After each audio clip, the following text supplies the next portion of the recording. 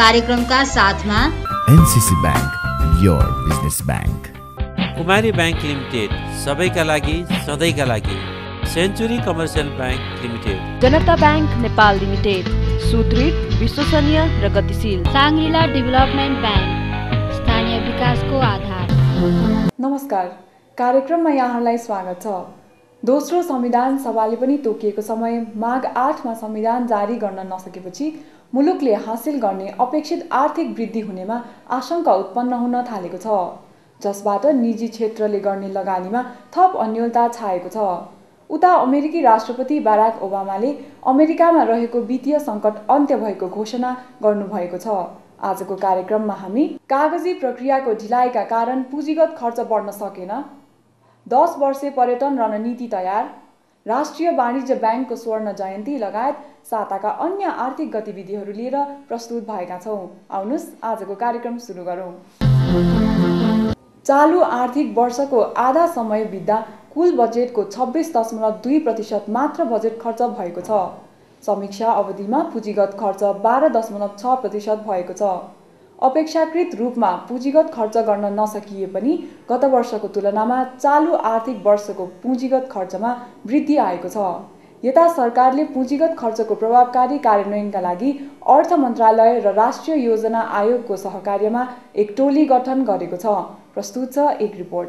आर्थिक वर्ष 2071-72 को 6 महिनाको अवधिमा कुल बजेटको जम्मा 26.2% मात्रै खर्च भएको छ।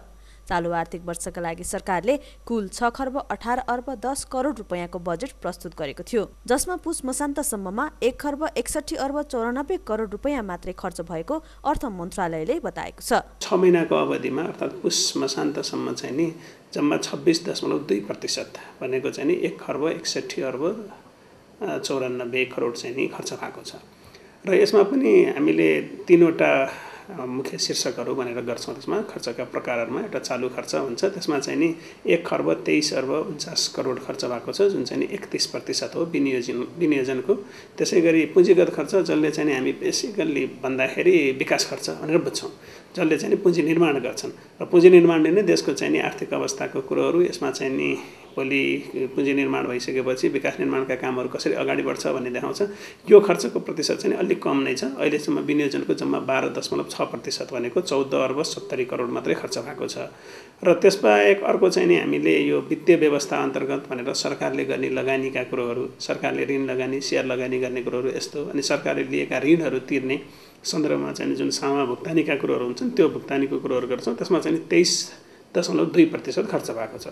यता पुँजीगत खर्च अपेक्षा अनुरूप वृद्धि नभए पनि मुलुकको अन्य आर्थिक परिसूचकहरू सन्तोषजनक नै रहेको राष्ट्र ब्याङ्कले बताएको छ। अन्तर्राष्ट्रिय बजारमा कच्चा तेलको मूल्यमा आएको कमीको प्रभाव नेपालमा पनि परेको छ। 4 महिना यता पेट्रोलियम पदार्थको भाउमा आएको कमीले मुलुकको मूल्य वृद्धि घटाउने अपेक्षा गरिएको छ। राष्ट्र ब्याङ्कले सार्वजनिक गरेको चालु आर्थिक वर्षको 5 महिनाको तथ्याङ्क अनुसार मूल्य वृद्धि दर 7% मा रहेको छ। पेट्रोलियम पदार्थको भाउमा आएको गिरावटका कारण आयातको आकारमा केही कमी आउने देखिएको छ। पछिल्लो सातादेखि डलरको भाउ घट्नुले पनि आगामी दिनमा मुलुकको अर्थतन्त्र थप सन्तोषजनक रहने केन्द्रीय ब्याङ्कले जनाएको छ।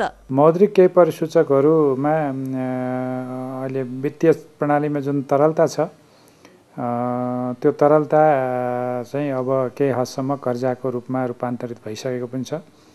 अब क्रमशः अत्याधिक तरलता होइन, सहज तरलताको अवस्थातर्फ हामी उन्मुख हुन्छौँ र क्रमशः बजारमा कर्जाको जुन वृद्धि भइरहेको छ त्यसलाई राष्ट्र ब्याङ्कले नजिकबाट हेर्ने र एउटा सीमाभन्दा बढी कर्जा प्रवाह हुनलाई चाहिँ फेरि हामीले सतर्कता साथ हेर्ने त्यो अभियानमा हामी लागेका छौँ। र समग्रमा अब भारतीय अर्थतन्त्रको पनि हामीलाई केही असर रहन्छ। सरकारले आर्थिक वर्षको अन्तिम समयमा हुने खर्चको परिपाटीलाई हटाउन अर्थ मन्त्रालय र राष्ट्रिय योजना आयोगको सहकार्यमा एक टोली गठन गरेको बताएको छ। पुँजीगत खर्चको विस्तार तथा पुँजीगत खर्च हुन नसक्नुको कारणहरूको अध्ययनका लागि सो टोली गठन गरिएको बताइएको छ। कतिपय पुँजी निर्माणका कामहरूलाई, जस्तो निर्माणसँग सम्बन्धित कुरोहरू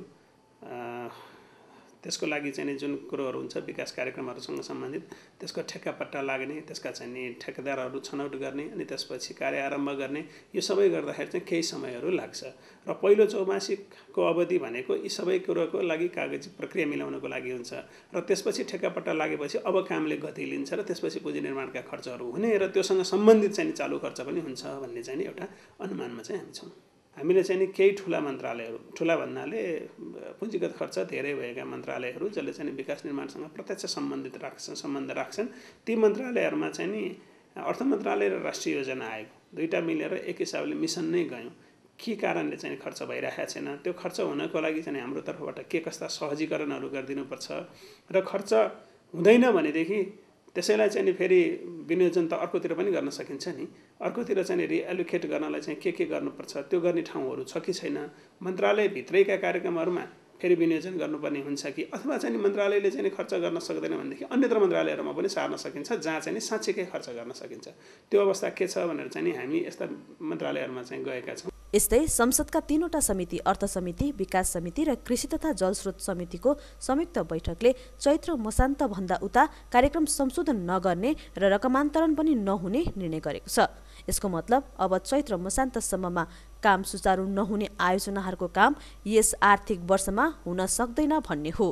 केही समय अगाडि संसदको 3वटा समितिहरू, अर्थ समिति, विकास समिति र कृषि तथा जलस्रोत समितिको संयुक्त बैठक भएको थियो। त्यो 3वटा समितिको संयुक्त बैठकले के निर्देशन दिएको छ त भन्दाखेरि चैत्र मसान्त भन्दा उता गएर चाहिँ कार्यक्रम संशोधन पनि हुँदैन र त्यसपछि चाहिँ रकमान्तर पनि नगर्ने त्यस्ता कुरोहरूलाई भनेको छ। त्यसको मतलब के हो त भन्दाखेरि अब चैत मसान्तसम्म चाहिँ काम हुन सक्दैन भनेदेखि काम हुन सक्दैन र त्यसलाई चाहिँ कतै चाहिँ रिएलोकेट गर्नुपर्छ बजेट भनेदेखि त्यो पनि गर्न सकिन्छ। होइन चैत मसान्तपछि पनि 3 महिनाको आकलन गर्न सकिएन भनेदेखि त हामी लामो समयसम्मको योजना कसरी बनाउँछौँ, लामो समयसम्मको कार्यक्रम कसरी बनाउँछौँ भन्ने संसदीय समितिहरूको जुन चासो छ, वैशाख जेठ असारमा गएर कार्यक्रम संशोधन गर्ने अनि त्यसपछि चाहिँ नि कम गुणस्तरको अथवा चाहिँ हतारमा काम हुने सम्भावना चाहिँ अलिकति कम छ। यता सरकारले कृषि प्रणालीमा युवा सहभागिता वृद्धिका लागि वाणिज्य ब्याङ्कहरू मार्फत 6% मा व्यावसायिक कृषि कर्जा अन्य वित्तीय संस्था मार्फत समेत उपलब्ध गराउने निर्णय गरेको छ। उक्त निर्णय केन्द्रीय ब्याङ्क मातहत पुग्ने प्रक्रियामा रहेको छ। यता 6% मा कृषि कर्जा विस्तारका लागि ब्याङ्क तथा वित्तीय संस्थाहरूले कार्यक्षेत्र थप फराकिलो पार्न आवश्यक रहेको बताइएको छ। ब्याङ्क तथा वित्तीय संस्थाहरूको कार्यक्षेत्र विस्तारले वित्तीय पहुँचमा वृद्धि आउने धारणा केन्द्रीय ब्याङ्कको रहेको छ। कृषिमा लगानी गर्ने जनशक्ति तयारीको अवस्था, कृषिमा लगानी गर्नको लागि बजार विश्लेषण गर्न सक्ने क्षमता र कृषिमा लगानी गर्नको लागि शाखा सञ्जाल, यी कुराहरूमा ब्याङ्कहरू क्रमशः अघि बढ्नुपर्ने हुन्छ। त्यसैले भन्ने बित्तिकै त हुँदैन। तर पनि के हो भने सरकारले, राष्ट्र ब्याङ्कले ब्याङ्कहरूकै हितको लागि पनि आफ्नो लगानीलाई विविधीकरण गर्दै र कृषिको व्यवसायीकरणबाट आफ्नो पनि ग्राहक सेवा विस्तार गर्न सक्ने र चाहिँ बचत र ऋण दुइटै, कर्जा लगानी दुइटै बढाउन सक्ने अवसरको उपयोग गर्नुपर्ने उहाँहरूले पनि बुझ्नुभएकै छ। अहिले अब जुन संशोधित कृषि कर्जा यो कार्यविधि क्याबिनेटबाट पास भयो, त्यो पनि हामी चाँडै अब हामीसँग आइपुग्न साथ पठाउनेछौँ। चालु आर्थिक वर्षमा ठूला आयोजनाहरू निर्माणको कागजी प्रक्रियाको थालनीले स्वदेशी एवं विदेशी लगानीकर्ताहरूको आकर्षण नेपालप्रति बढ्दै गएको छ। तर पछिल्लो राजनैतिक घटनाक्रमले आर्थिक सुधारको थालनीलाई केही धक्का पुर्याउने पक्का छ। अब राजनैतिक कारणले मुलुकको अर्थतन्त्र विस्तारलाई पछि पर्न नदिन सबैमा इच्छाशक्ति जाग्न आवश्यक रहेको छ। भर्खरै प्रस्तुत गर्यो चालु आर्थिक वर्षको समीक्षा सम्बन्धी रिपोर्ट। अबको पालो केही बेर विज्ञापन। 45 मेगावाट क्षमताको भोटेकोशी जलविद्युत आयोजनाले व्यावसायिक उत्पादन सुरु गरेको छ। हिउँद मौसममा पानीको बहावमा आएको कमीका कारण आयोजनाले हाल 18 मेगावाट मात्रै विद्युत उत्पादन गर्ने भएको छ। राजनीतिक उथलपुथल हुँदा पनि गत साता शेयर बजार 14 अङ्कले बढ्यो। थप आर्थिक सामग्रीहरू सहित अबको प्रस्तुति बिजनेस राउन्डअप। सरकारको राजस्व सङ्कलनको प्रमुख स्रोत मध्येको एक भन्सार कार्यालयहरूबाट 6 महिनाको अवधिमा करिब 87 अर्ब 57 करोड रुपैयाँ राजस्व सङ्कलन भएको छ। चालु आर्थिक वर्षको 6 महिनाका लागि सरकारले 31वटा मुख्य भन्सार कार्यालयहरू र 143 वटा छोटी भन्सार कार्यालयहरूबाट करिब 85 अर्ब 2 करोड रुपैयाँ राजस्व सङ्कलनको लक्ष्य निर्धारण गरिदिएकोमा करिब 103% बढीले राजस्व सङ्कलन भएको छ। भन्सार कार्यालयहरूबाट लक्ष्यभन्दा बढी नै राजस्व सङ्कलन भए पनि अवैध निकासी, चोरी पैठारी जस्ता गतिविधिबाट राजस्व चुहावट हुँदै आएको छ। राजस्व चुहावटलाई नियन्त्रणका लागि भन्सार विभागले अनुगमन गर्ने स्थानीय संयन्त्रलाई चुस्त रूपमा अघि बढाएको बताएको छ। भन्सार चोरी पैठारीलाई नियन्त्रण गर्नको लागि अनुगमन र विशेषतः गस्ती परिचालनको पद्धतिलाई अलि बढी जोड दिँदैछौँ भने स्थानीय स्तरमा रहेका संयन्त्रहरू प्रमुख जिल्ला अधिकारीको संयोजकत्वमा रहने त्यो समिति छ एउटा, त्यो समितिको क्रियाशीलता अभिवृद्धि गर्छौँ। सँगसँगै हामीसँग भएको राजस्वको बल छ भनेको सशस्त्र प्रहरी बलको युनिटहरू छन् प्रत्येक भन्सार कार्यालयमा, जसलाई हामीले नियमित रूपमा परिचालन गर्छौँ र सँगसँगै हामीसँग भएका प्रविधिको प्रयोगका माध्यमबाट, नयाँ प्रविधिको प्रयोगका माध्यमबाट पनि हामी भन्सार चोरी पैठारी अथवा अनधिकृत गतिविधिलाई नियन्त्रण गर्ने प्रयास गर्दैछौँ। र पछिल्ला दिनहरू हाम्रा लागि केही नयाँ पद्धतिहरूको निर्माण गर्न, नयाँ प्रक्रियाहरूको निर्माण गर्न र प्रविधिहरूको थप गर्नका लागि केन्द्रित छ। हामी त्यतैतर्फ अगाडि बढिरहेका छौँ। यसका साथै विभागले भन्सार कार्यालयहरूमा भइरहेको पूर्वाधारको अभावलाई कम गर्न पूर्वाधार विकासमा जोड दिने बताएको छ। भन्सार पूर्वाधारहरूको समस्याका कारणले गर्दा भन्सार कार्यालयहरूले दिनुपर्ने सेवाहरूमा प्रभावकारिता आउन सकेन भन्ने गुनासो गरिएको छ। कतिपय भन्सार कार्यालयहरू, मूल भन्सार कार्यालय हेर्नुहुन्छ भने असाध्यै अगाडिका कुनै अर्कै उद्देश्यका लागि गठन गरेका अथवा निर्माण भएका ती संरचनाहरूमा नै हामीले भन्सार प्रशासनका संरचनाहरू चलाउनु पर्ने अवस्थाले गर्दा हामी भन्सार प्रशासनको संरचनाहरूलाई नयाँ ढङ्गबाट अगाडि बढाउँदैछौँ। यसका लागि हामीले शहरी विकास तथा भवन निर्माण विभागसँगको कार्यगत यो समन्वय गरेर उनीहरूले त्यो विभागले हामीलाई प्राविधिक पक्षमा सहयोग गर्ने र तराईका क्षेत्र, पहाडका क्षेत्र र हिमाली क्षेत्रमा 3 प्रकारका भन्सारका कार्यालयहरूको प्रोटोटाइप डिजाइनहरू बनाउँदै जाने, त्यसको आधारमा भन्सारका कार्यालय भवनहरूलाई हामी कम्तीमा 5 वर्षभित्र अप टु डेट बनाइसक्ने अवस्थामा छौँ भने दोस्रो चरणमा हामी के गर्दैछौँ भने भन्सार क्षेत्रमा रहेका ती यार्डहरूको व्यवस्थापन गर्ने कोसिस गर्छौँ। यार्डको व्यवस्थापनका लागि भने हाम्रो नेपाल इन्टरमोडल विकास समिति छ, इन्टरमोडल तथा यातायात व्यवस्था विकास समिति भन्ने छ, त्यसले पनि भैरवा भन्सार कार्यालयको ड्राइपोर्टको त्यो सञ्चालनको जिम्मेवारी उसले लिन्छ। यद्यपि हामीले पनि वीरगञ्ज भन्सार कार्यालय लगायतका अरू ठाउँको यार्ड म्यानेजमेन्टलाई, यार्डको सुधारका लागि पनि ध्यान दिँदैछौँ र त्यसका लगानी अभिवृद्धि गर्दैछौँ। त्यसका अतिरिक्त इन्फ्रास्ट्रक्चर सपोर्ट गर्ने क्षेत्रमा आइसिटी इक्विपमेन्टहरूको प्रयोग गर्ने पनि अवधारणा लिएर आएका छौँ। भन्सार विभागले भोलि अर्थात् माघ 12 गते विश्व भन्सार दिवसको अवसरमा विभिन्न कार्यक्रमहरू आयोजना गरी मनाउने तयारी गरिरहेको छ। जनता ब्याङ्क नेपाल लिमिटेडले दार्चुलाको गोकुलेश्वरमा आफ्नो 32औं शाखा सञ्चालनमा ल्याएको छ। उक्त शाखाको उद्घाटन केन्द्रीय ब्याङ्कका गभर्नर डाक्टर युवराज खतिवडाले गर्नुभयो। साथै गभर्नर खतिवडाले दार्चुलाको बलान्समा ब्याङ्कको शाखारहित ब्याङ्किङ सेवाको पनि शुभारम्भ गर्नुभयो। सोही कार्यक्रममा गभर्नर खतिवडाले जनता ब्याङ्कले ग्रामीण क्षेत्रमा शाखा विस्तार गर्ने नीति लिएकोमा खुसी व्यक्त गर्दै यसलाई निरन्तरता दिनुपर्नेमा जोड दिनुभयो। सिभिल ब्याङ्क लिमिटेडको 4औं वार्षिक साधारण सभाले शेयरधनीहरूलाई 8.5% लाभांश दिने प्रस्तावलाई पारित गरेको छ। ब्याङ्कले प्रस्ताव गरेको उक्त लाभांश मध्ये 7% बोनस शेयर र 1.5% नगद लाभांश रहेको छ। बोनस शेयर वितरणपछि ब्याङ्कको चुक्ता पुँजी वृद्धि हुने जनाइएको छ। यो 5 वर्षलाई हामीले विशेष गरेर ब्याङ्कको ग्रोथ र ब्याङ्कको इस्टाब्लिसमेन्ट पिरियडलाई कसरी हामी चाहिँ त्यसलाई सफल बनाउने भन्ने हाम्रो चाहिँ लक्ष्य र ध्यान र हाम्रो मेहनत त्यसैमा केन्द्रित रहेको छ। त्यसकारणले पनि हामीले अब केही समयमा राष्ट्रिय ब्याङ्कले चाहिँ जारी गरिसकेको छैन, तर जारी गर्न लगभग तयारीको अवस्थामा छ। चुक्ता पुँजी 5 अरब पुर्याउने भन्ने कुरा हामी सबैलाई करिब थाहा भएकै कुरा हो। त्यसकारणले पनि अब हामी चुक्ता पुँजी बढाउनु पर्ने हामीसँग एउटा बाध्यता पनि छ र एउटा अवसर पनि छ र चुक्ता पुँजी बढ्दाखेरि ब्याङ्कको बिजनेस पनि बढाउन सकिन्छ र त्यो अनुसार हामी भविष्यमा लाभ पनि धेरै प्राप्त गर्न सक्छौँ। सिभिल ब्याङ्कले चालु आर्थिक वर्षको दोस्रो त्रैमासिकमा 17 करोड 69 लाख रुपैयाँ खुद मुनाफा आर्जन गरेको छ, जुन गत आर्थिक वर्षको सोही अवधिको तुलनामा 420.76%ले बढी हो। समीक्षा अवधिमा ब्याङ्कले 23 अर्ब 54 करोड रुपैयाँ निक्षेप सङ्कलन गरी 21 अर्ब 10 करोड रुपैयाँ कर्ज प्रवाह गरेको छ। ब्याङ्कको हाल 41 शाखाहरू सञ्चालनमा रहेका छन्। यस्तै ब्याङ्कले चालु आर्थिक वर्षमा थप 9 शाखाहरू विस्तार गरी कुल शाखा सङ्ख्या 50 पुर्याउने बताएको छ। लक्ष्मी क्यापिटल मार्केट लिमिटेडले लक्ष्मी भ्यालु फन्ड नामक सामूहिक लगानी कोष निष्कासन गर्ने भएको छ। सामूहिक लगानी कोष निष्कासनका लागि कम्पनीलाई नेपाल धितोपत्र बोर्डले अन्तिम स्वीकृति दिएको छ। लक्ष्मी क्यापिटल लक्ष्मी ब्याङ्क लिमिटेडको मर्चेन्ट ब्याङ्क हो। लक्ष्मी क्यापिटलले उक्त सामूहिक लगानी कोष यही माघ मसान्तसम्ममा निष्कासन गर्ने जनाएको छ। कम्पनीले 40 करोड रुपैयाँ बराबरको सामूहिक लगानी कोष निष्कासन गर्न लागेको हो। कम्पनीका अनुसार आवेदन बढी आएमा सो कोषको आकार 50 करोड रुपैयाँ पुर्याउने योजना रहेको छ। 40 करोड जतिको अमाउन्टको हो। 40 करोडमा हामी अब ओभर सब्सक्राइब भयो भने 50 करोडसम्म जान मिल्ने भन्ने म्युचुअल फन्ड रेगुलेसनले नै अलाउ गरेको चिज हो। अब त्यसको लागि चाहिँ हामी एकदमै तयार भएर बसेका छौँ। हामीलाई अलिकति समय पनि केही लागेकै हो त्यसबाट बोर्डबाट अप्रुभल लिनको लागि। अब फाइनल अप्रुभल आइसकेको केसमा हामी चाहिँ सायद यो 2-3 हप्ताभित्रमा नै इस्यु गर्नलाई हामी लजिस्टिकली म्यान पावर वाइज हामी चाहिँ एकदम तयार भएर बसेका छौँ। त्यस कारण जतिसक्दो चाँडो हामी इस्यु गर्ने छौँ। लक्ष्मी भ्यालु फन्ड बन्दमुखी योजना हो।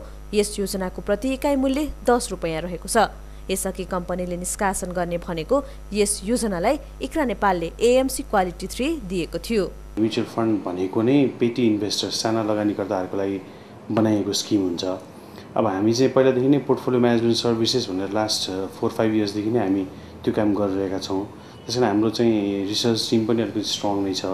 हामीले चाहिँ अब नेपालमा equity plus fixed income instrument जस्तै डिभेन्चरहरू भयो, गभर्मेन्ट बन्ड्सहरू भयो, फिक्स्ड डिपोजिटहरू भयो, त्यो बाहेक पनि अलिकति रेगुलेसन म्युचुअल फन्ड रेगुलेसनले जे अलाउ गर्छ त्यसलाई चाहिँ फलो गर्दै अब इन्डियन मार्केटहरूमा पनि इन्भेस्ट गर्न सकिन्छ कि भनेर हामी एक्सप्लोर गर्ने विचारमा छौँ।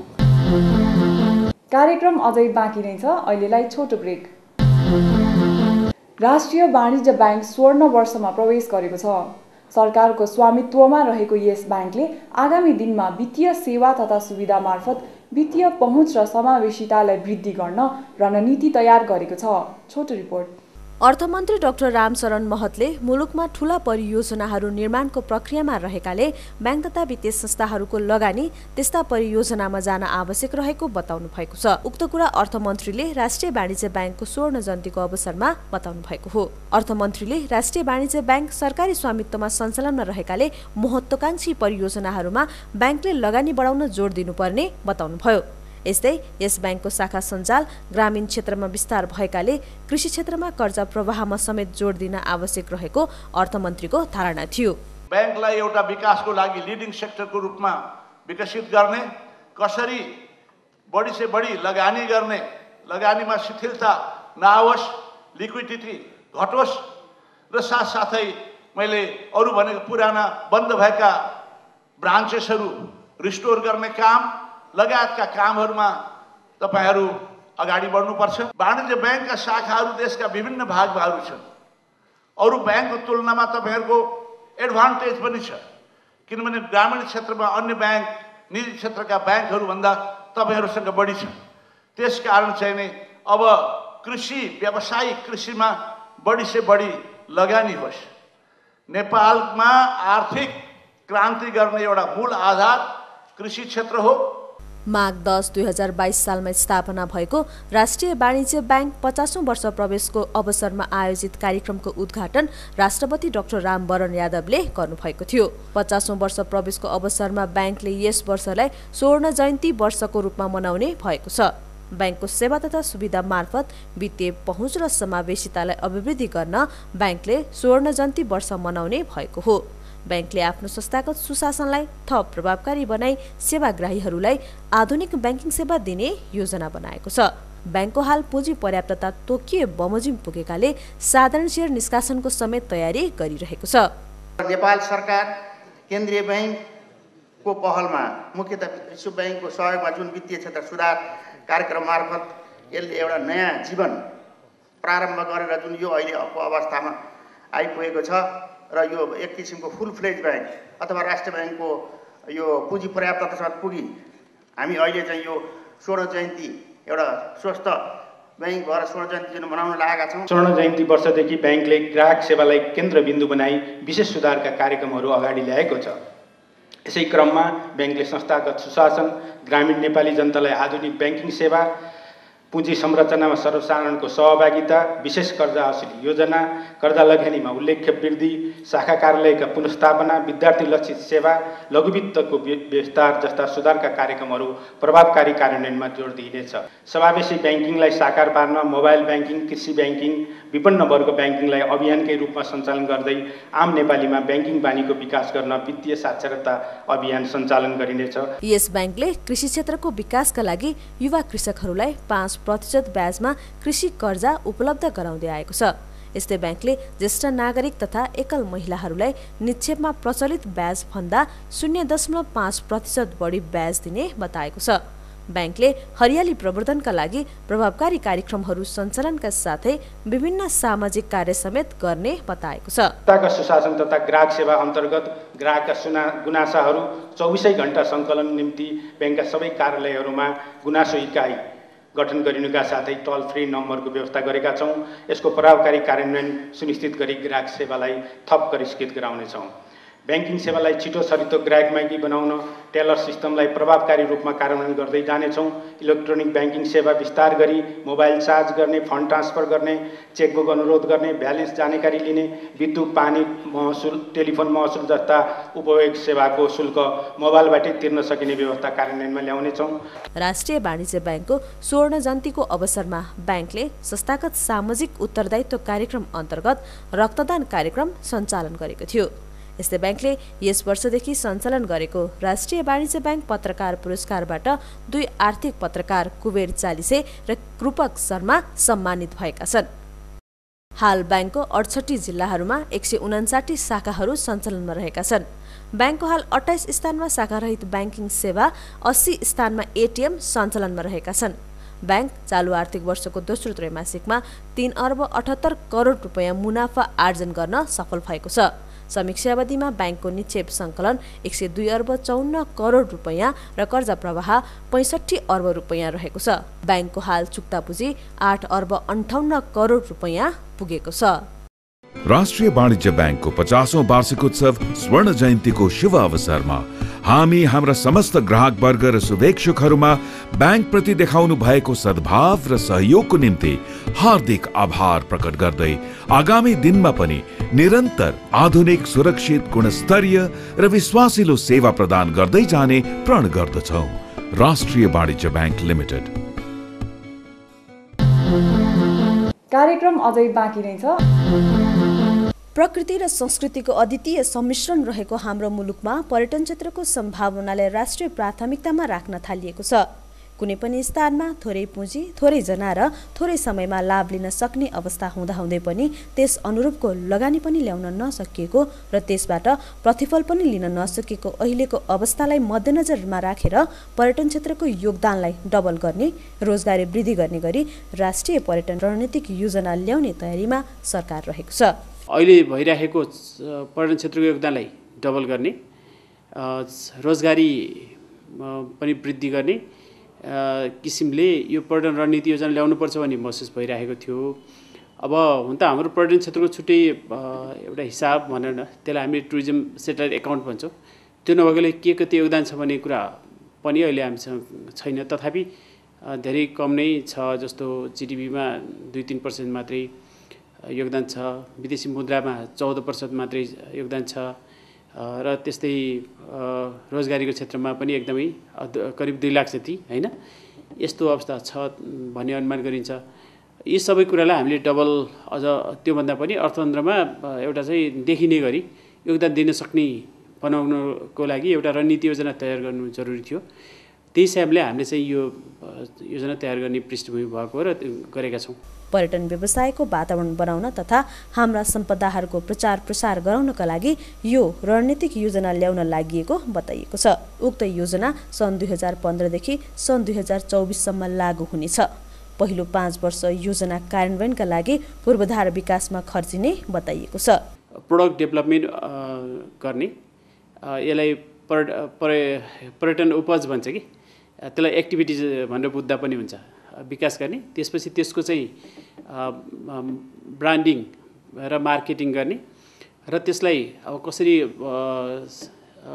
सोर्स कन्ट्रीसम्म पुर्याउन सकिन्छ भन्ने किसिमले अगाडि बढाउने र लिङ्केजेसहरू हाम्रो चाहिँ उत्पादन क्षेत्रदेखि पर्यटन बजारसम्म जोड्ने र यसलाई बढीभन्दा बढी लाभकारी बनाउने यसको उद्देश्य हो। र यसै अनुरूप चाहिँ जस्तो हामीले के गर्न खोजेका छौँ भने पोलिसी रिभ्यू, फर्स्टमा हामी पोलिसी रिभ्यू यसको छ, त्यसपछि पोलिसीको साथसाथै इन्स्टिट्युसनल रिभ्यू पनि, इन्स्टिट्युसनल रिस्ट्रक्चरिङ, जस्तो अहिले हामीले पर्यटन विभाग बनाउने यस्तै किसिमले भइरहेका चाहिँ हाम्रो चाहिँ जति पनि सङ्घ संस्था सङ्गठनहरू छ त्यसमा चाहिँ रिभाइज गर्छौँ र त्यसको चाहिँ रिस्ट्रक्चरिङ गर्छौँ। त्यस्तो छ भने त्यसपछि गएर इन्फ्रास्ट्रक्चर डेभलपमेन्ट र पूर्वाधार विकास भन्नाले त्यसमा चाहिँ हाम्रो खास गरी रोड कनेक्टिभिटी, एयर कनेक्टिभिटी र युटिलिटी सर्भिसेसहरू, होटलहरू अथवा यस्तै पर्यटनसँग सम्बन्धित सेवाहरूलाई यसमा समेट्न खोजेको छौँ।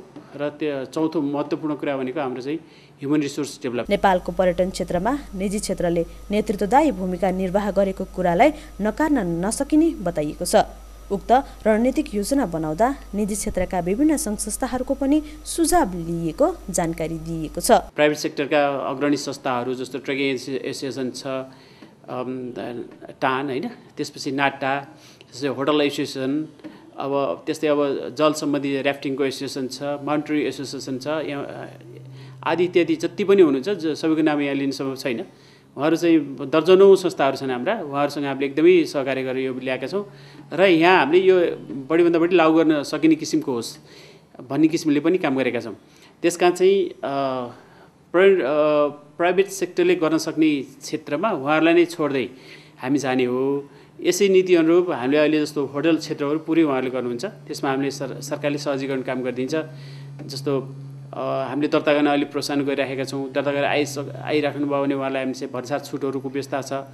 अब 5 वर्ष भन्सार तिर्दा उहाँले सामान ल्याउन सक्नुहुन्छ। त्यस्तै गरेर 3 वर्षसम्मको उहाँले चाहिँ फरेन एक्सचेन्जको अर्निङ देखाउनुहुन्छ भने त्यसको 50%ले उहाँले गाडीहरू किन्न छुट पाउनुहुन्छ आदि इत्यादि चाहिँ अहिले पनि गरिराखेका छौँ र यसलाई अझ हामी चाहिँ बढाउँदै उहाँले जान्छौँ। पर्यटन क्षेत्रको कुल गृहस्थ उत्पादनमा करिब 3%, विदेशी मुद्रा आर्जनमा 74% योगदान रहेको छ भने करिब 2 लाखले यस क्षेत्रबाट प्रत्यक्ष रोजगारी पाइरहेका छन्। त्यसैले पर्यटन क्षेत्रको योगदान अर्थतन्त्रमा देखिने गरी विकास गर्नका लागि रणनीतिक योजनाले सहयोग गर्ने अपेक्षा गरिएको छ। विगतका वर्ष चाहिँ माघ 12 गते सरकारले अन्तर्राष्ट्रिय भन्सार दिवस मनाउने भएको छ। दर्शकबिन यी थिए आजका प्रस्तुतिहरू। थप आर्थिक सामग्रीको लागि हाम्रो अफिसियल वेबसाइट www.arthakaarthanews.com लगअन गर्न सक्नुहुनेछ। हवस् त, आजको कार्यक्रमको निर्धारित समय सकिएको छ। म लगायत सम्पूर्ण युनिटलाई बिदा दिनुहोस्। नमस्कार।